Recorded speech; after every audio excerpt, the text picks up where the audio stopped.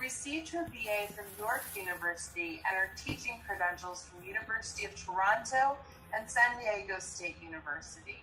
She teaches high school English in National City, California, and she's the author of this book, Women Who Launched, Women Who Shattered Glass Ceilings. Hi, Marlene. Welcome to the show. Thanks for having me, Susan.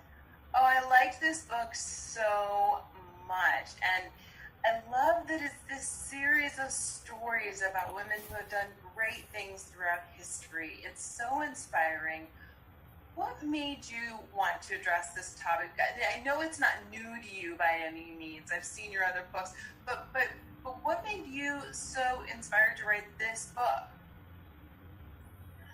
Well, I think the inspiration for the book was like all my other books always deal with the backstories behind things, and sometimes the backstories are even more fascinating than the topic. And I had always known, for example, that Anne Jarvis had started Mother's Day or things like that. But then I thought, and then I just got the idea of the 1950s woman who lunched as opposed to the woman who launched. Therein lies a huge difference.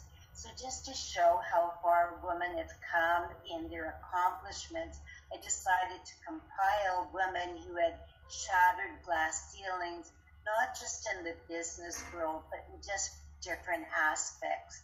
Because I thought, let's take them back from behind the curtain and bring them to the forefront where they belong.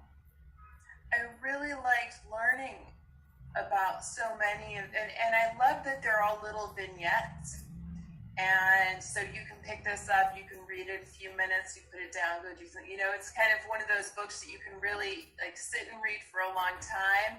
And then it's another book that can kind of be it could almost be a women's daily inspirational because I think that it's such a surprise that there's some things I was like, oh yeah, I forgot I knew that, and you kind of, it stirs a little thing in your memory, but there are things in here that were almost in spite of.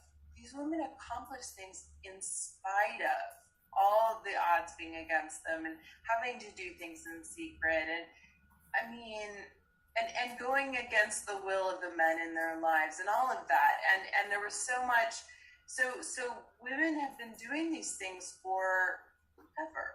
And I loved that. I loved that notion, and it made me feel stronger as a woman, made me feel proud of these things. What do you think that these women have in common that women could draw from, that women could learn from today?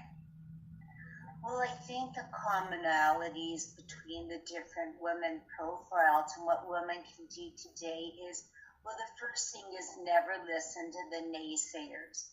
Because all these women, like, for example, the woman who started Spanx, her family said, something, if it was such a great idea, it would already have been done.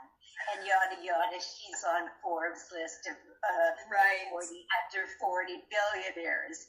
So I think the main thing is don't listen to the people who say you can't. Listen to your own, because I think when we come to the end of our lives, what matters not if we failed even, but that we tried. And so the commonality is, they didn't listen to the naysayers, and sometimes they stumbled to their knees, but they didn't remain there. Okay, I'm going to go rogue and ask a third question. I do from time to time. I try to keep it to two, but sometimes. So is there, do you think, something special about these? I mean, these women are women who did big, legendary things. Is there something special about them? Or are we all like that? I think that they were just ordinary women who did extraordinary things. And that's another thing to bring to the book. Sometimes you can say, people will think, oh, I don't have the right credentials. I didn't go to the school.